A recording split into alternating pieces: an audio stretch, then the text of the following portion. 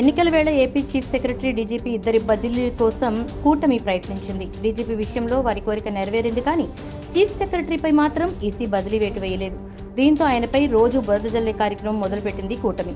CS పై కూటమి నేతలు రోజుకు కొత్త ఆరోపణ చేస్తూ ఉండగా ఎల్లో మీడియా ఆ ఆరోపణలను హైలైట్ చేస్తోంది.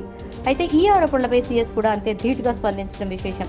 AP chief secretary Jawahar Reddy కుమారుడిపై విశాఖపట్నం జనసేన కార్పొరేటర్ పీతల మూర్తి యాదవ్ అవినీతి ఆరోపణలు చేసిన సంగతి తెలిసిందే. ఉత్తరాంధ్రలో 2,000 కోట్ల రూపాయల విలువైన 800 ఎకరాల అసైన్డ్ భూముల్ని జవహర్ రెడ్డి కుమారుడు సొంతం చేసుకున్నారని అన్నారు మూర్తి యాదవ్. ఈ ఆరోపణలు పూర్తి అవాస్తవం అంటున్న సీఎస్ ఆయన వ్యాఖ్యల్ని ఖండిస్తూ పత్రికా ప్రకటన కూడా ఇచ్చారు.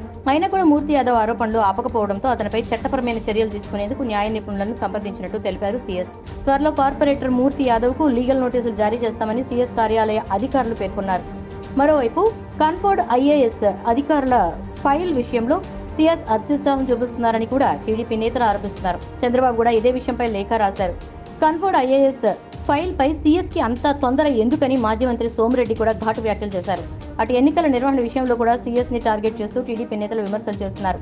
ఎన్నికల వేళ సీఎస్ పై ఈసీ బదిలీ వేటు వేయకపోవడంతో టీడీపీ మరో విధంగా ఒత్తిడి పెంచుతోంది. ప్రతినిత్యం విమర్శలతో సీఎస్ ని టార్గెట్ చేస్తోంది.